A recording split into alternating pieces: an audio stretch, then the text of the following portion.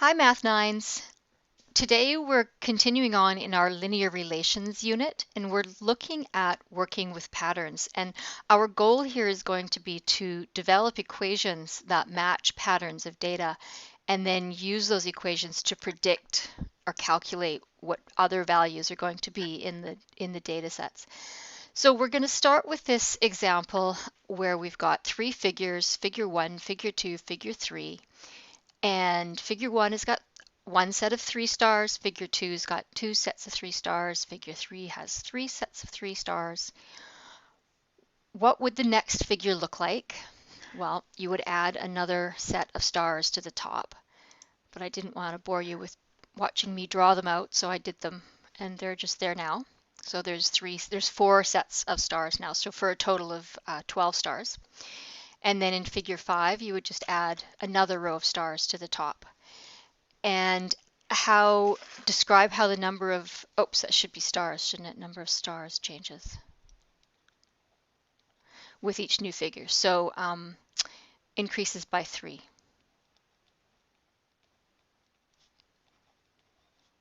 So every new figure, you're increasing the number of stars by 3. So then we're going to complete the table, which is just going to relate the figure number to the number of stars. So figure number is F and the number of stars is S. So figure 1 has 3 stars, figure 2 has 6, and then 9, 12, and 15. And we'll just leave it there for now.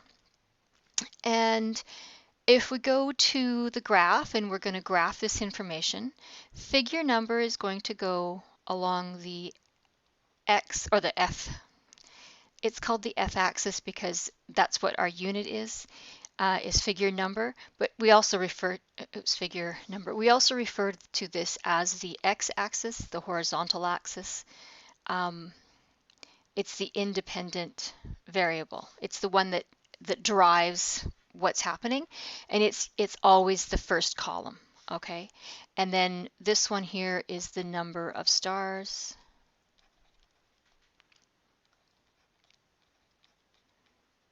Okay, so figure 1 has 3 stars, figure 2 has 6, and then 9, and 12, and 15, and that's as far as our graph goes, but that's okay. Now we're going to leave this as dots because figure number, we don't have a figure number 1.5, all right? Okay, so now we have to figure out the equation for the pattern. And when we're looking for equations here, we're always going to use slope-intercept form.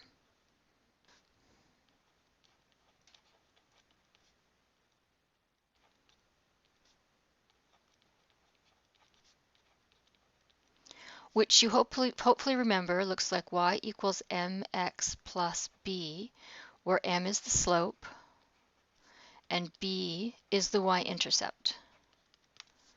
Okay, so we can get that from our data table as well as from our graph. If we look at the graph, we can see that the slope is 3. We've got a rise of 1, 2, 3, and a run of 1.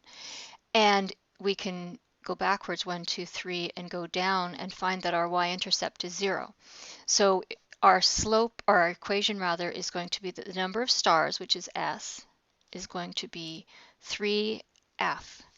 And that means that our number of stars is always 3 times the figure number. Okay? If we look at the data table, because you do need to be able to do this from the data table, what I want you to see is that the figure number is increasing by 1. So the figure number is our run, and our number of stars is our rise, equals plus 3, and the run equals 1. Okay, so that's where the slope comes from. It's the rise over the run. Okay, and to find the y-intercept, the easiest way to do that is to go back. Instead of going up by 1, go backwards by 1 to find 0.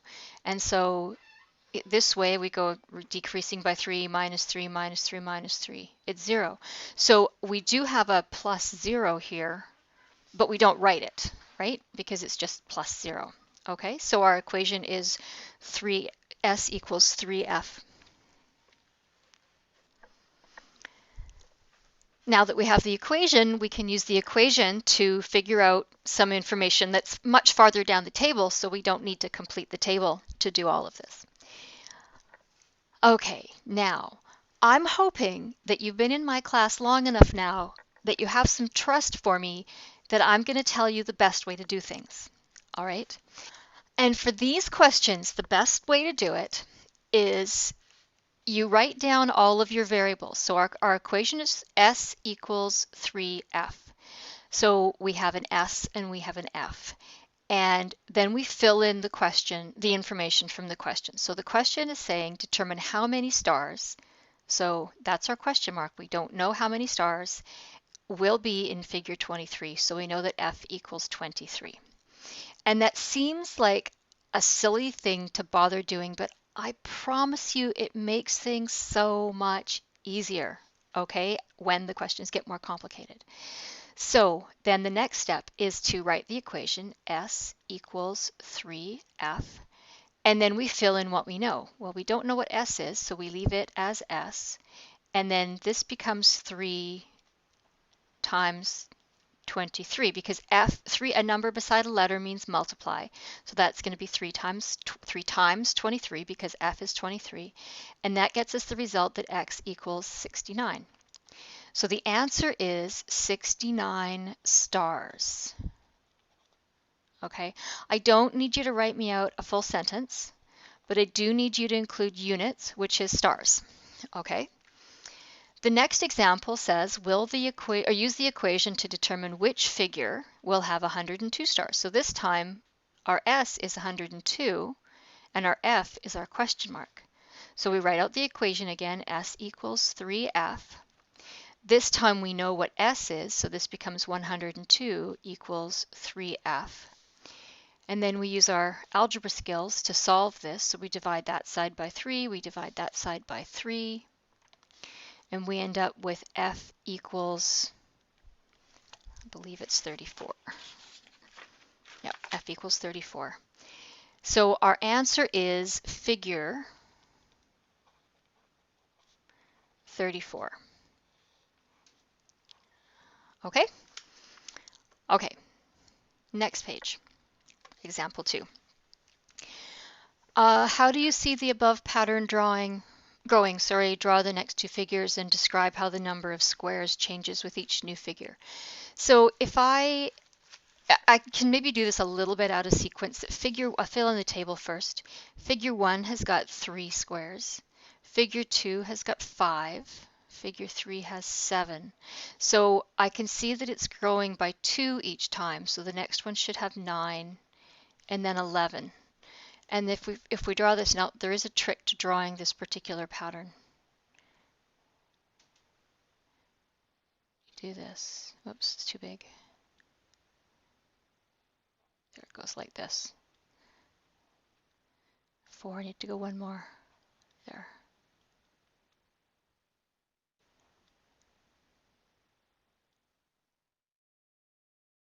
Okay, so there's 1, 2, 3, 4, 5. Okay, that's figure 4. And then figure 5 is going to be just a little bit bigger. So it's got one more on each end. 1, 2, 3, 4, 5, 6.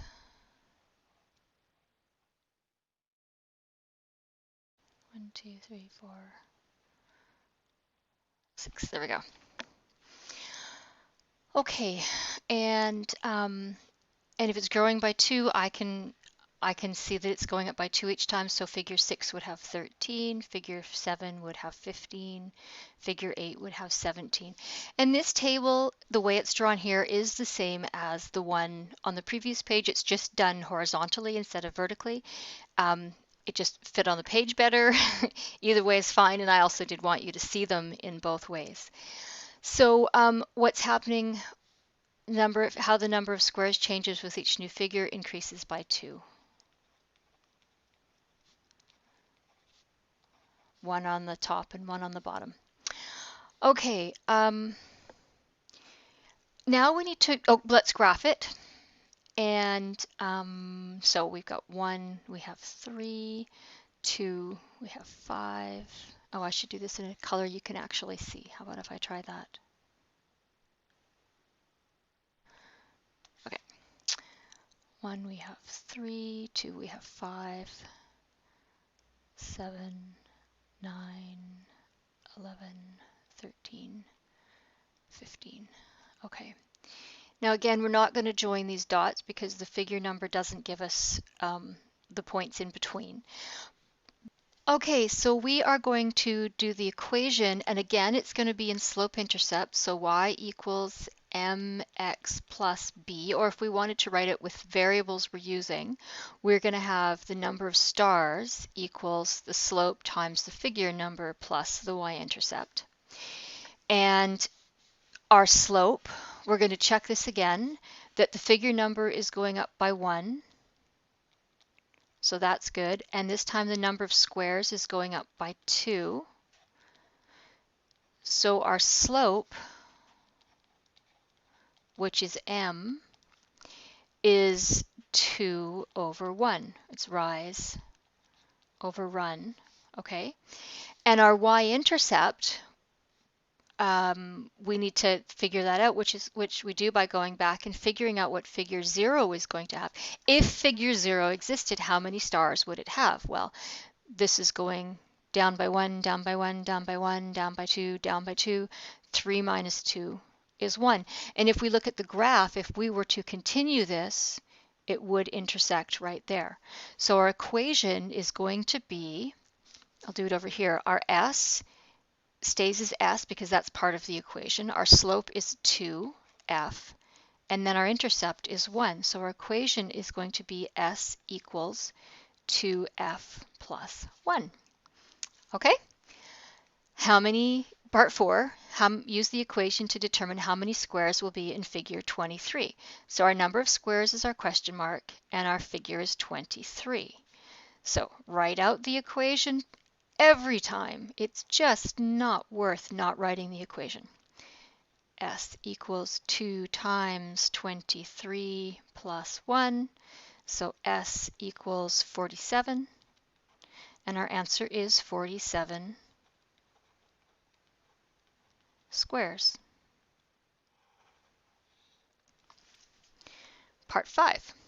Use the equation to determine which figure will have 103 stars. So this time we're given S, which is 103. Oh, this was supposed to be squares. I got those backwards, and this should be squares. Okay, and our figure number we don't know. Our equation is S equals 2f plus 1. This time we're going to put 103 in for S, and we leave this side as 2f plus 1. And then I need to subtract 1. I'll do that in a different color. So we're doing, these are two-step algebra equations now, right? So minus 1, I get 102 equals 2f. So I will divide both sides by 2, divide that by 2, and I end up with f equals 51. So our answer is figure 51. Another example to do. This time, figure out which figure will have 104 squares. So S is 104, and our F is a question mark.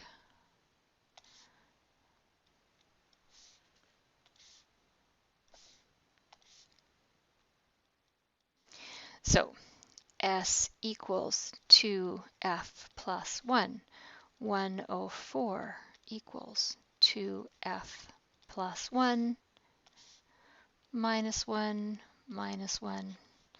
103 equals 2F, divide by 2, divide by 2.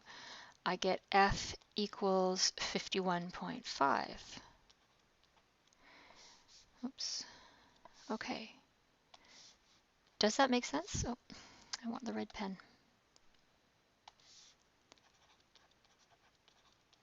Does that make sense? No.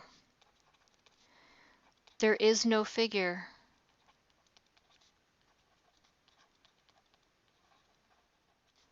$51.5. So the answer is no figure.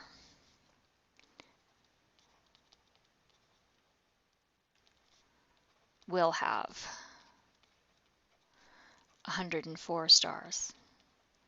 Okay, so make sure that you're always asking that, does this make sense? Okay, you've always got to be aware of that. Okay, your turn. Next page. So pause the video and work through this question and then come back and check if you've got it right, or if you get stuck, you can come back here and get some help. All right. Okay, so first thing we do is let's finish filling the table. So this is going up by, or going down by 4, so that's minus 4. So that's minus 4. So 7 minus 4 is 3. 3 minus 4 is negative 1. 1 minus 4 is negative 5. So we can graph those. So this time it's term number, not figure number, but you know, whatever, that's fine. So 1 is 15, 2 is 11, 3 is 7, 4 is 3, 5 is negative 1, 6 is negative 5. Okay, and I can, while I'm at it, I can see that my slope is, no, I want to use the table for the graphing it, or for doing the equation. So my equation is going to be that the value equals, well, let's just make sure that this is going up by 1. Yes, it is. Plus 1, plus 1, plus 1. Yep. So my slope is going to be negative 4 t plus, I don't know yet, so I need to go back and figure out my term 0. So instead of going down by 4, I'm going to add 4, so that's going to be 19. So it's going to be plus 19, and let's just make sure that makes sense on the graph. If I'm going here, I'm going 1, 2, 3, 4, and back 1, 1, 2, 3, 4, up, and back 1. Yep, that lands me at 19. Okay, so there's my equation. And now I'm going to use this equation to find the value of the 14th term. So my term number is 14. I'm looking for the value. Value equals negative 4t plus 19. So it equals negative 4 times 14 plus 19.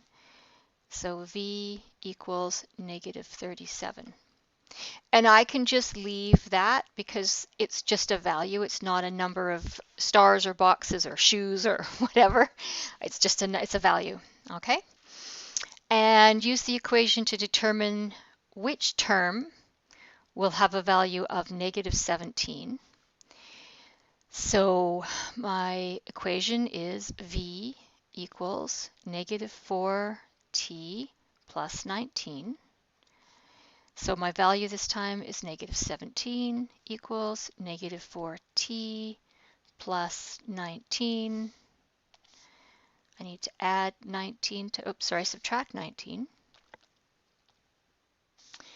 I need to subtract 19 from the right side, subtract 19 from the left side. I get negative 36 equals negative 4t. And then I'm going to divide both sides by negative 4, divide by negative 4, and I get 9 equals t. So my answer would be term 9. And then, can I check this on my graph?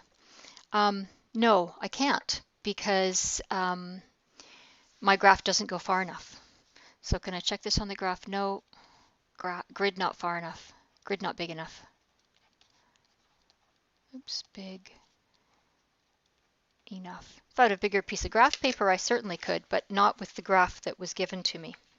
Okay, so there are, in the next couple of pages, there's some practice for you to do. these are for you to determine the equation of your graph.